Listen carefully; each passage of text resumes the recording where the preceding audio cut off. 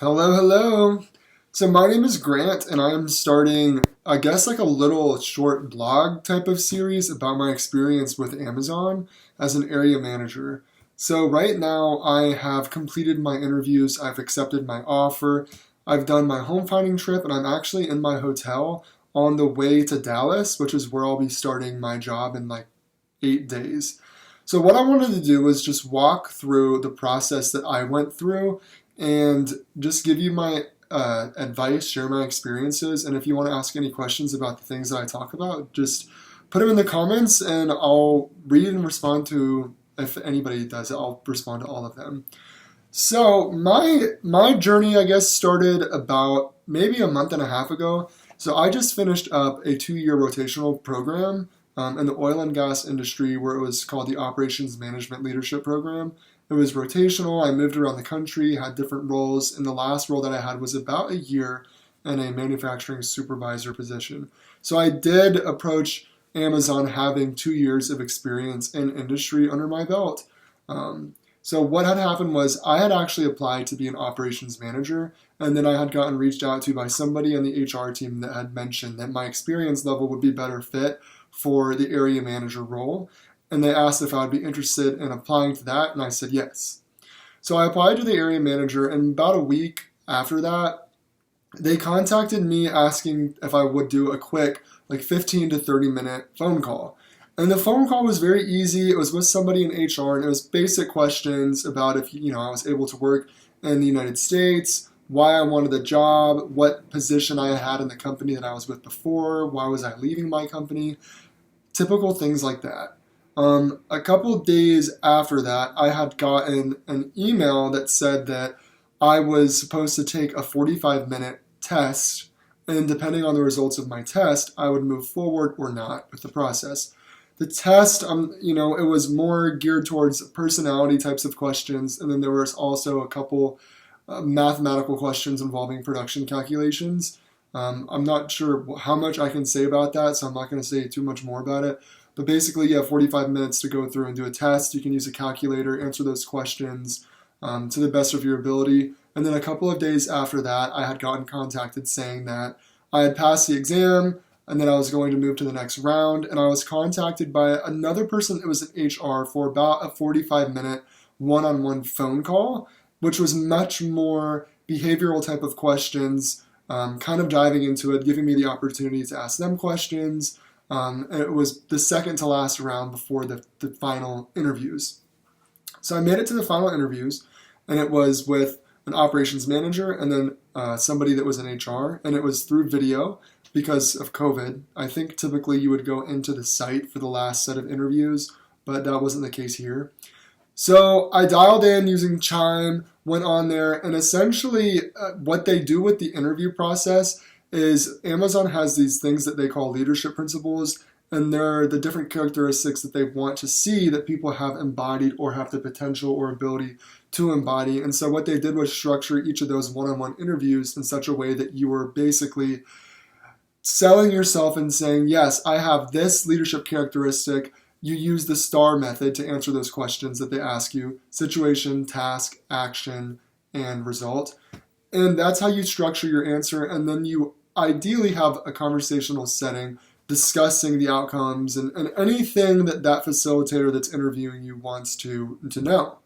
And it's your opportunity to express who you are, talk about what you're passionate about. Obviously, keep it professional, but I think most people want to work with humans and not pre-programmed, interview candidates. So definitely be yourself throughout the process. It was really quick after that. 2 days later, they gave me an offer. They said that it would take they said they would give you a decision within 5 business days. So the way that they do it is they'll first, within 5 business days of your interview, they'll say whether or not you are going to get an offer. So it's kind of just a way for them to basically say, hey, HR is working on putting a formal offer for you, but just to let you know so you don't have to wait, you're getting an offer. And then the day after that, so I got my verbal offer, and then for me it was a little bit of a unique situation.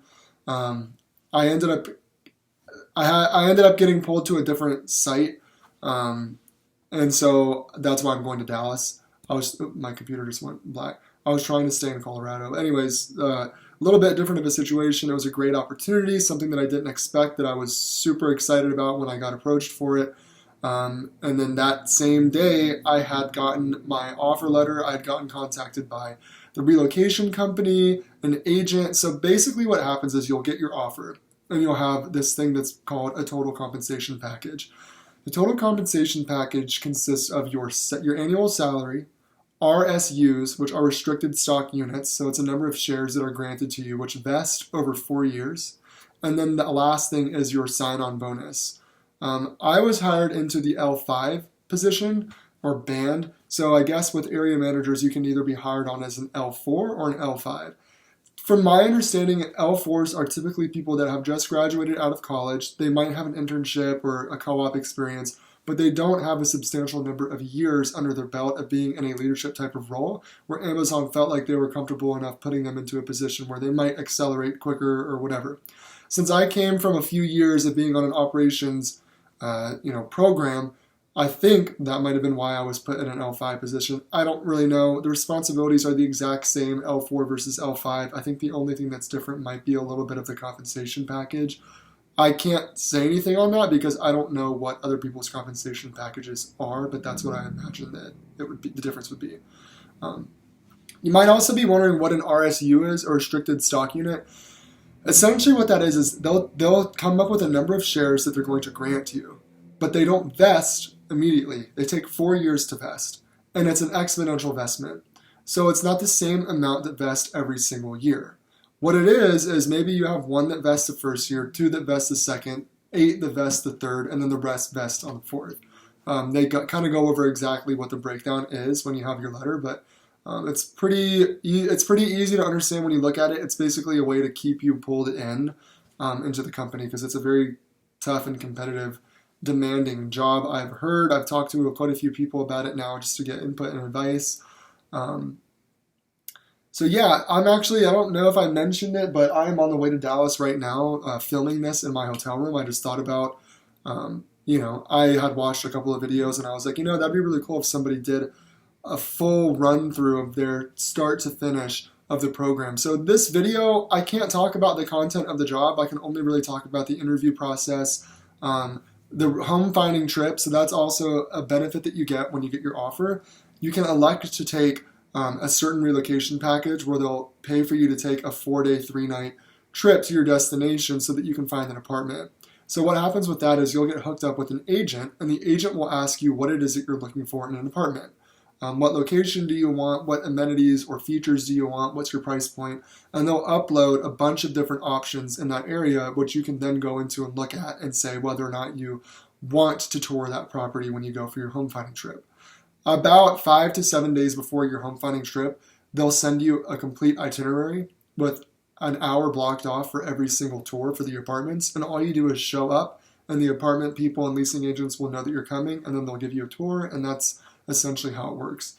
It was super painless. A very easy process. I was able to find an apartment, luckily, on my second day that I really liked. I still toured the others. So I'm trying to think if there's anything else. If you have any questions or comments, just go ahead and put them down there, and I'll go and I'll look through them as they come in. Don't know if anybody will watch this or comment, but yeah, it's really cool. It's exciting. It's a big opportunity, and I'm really, really excited to start it. So I'm going to post another video once I move into my actual apartment in Dallas, and just kind of give you a rundown of what that's like. I've been doing this for a couple of years, moving around and starting over constantly, but I'll keep tabs on it, with the Amazon side of it, and kind of say how things are going, give an update on the actual move-in process with the movers, the area, the first couple weeks of training and things like that, and I'll just kind of keep posting, and any content that you request in the comments, if you post any comments, I'll include in my videos as well. So thanks for watching, and until next time, I'll see you next time. Thanks.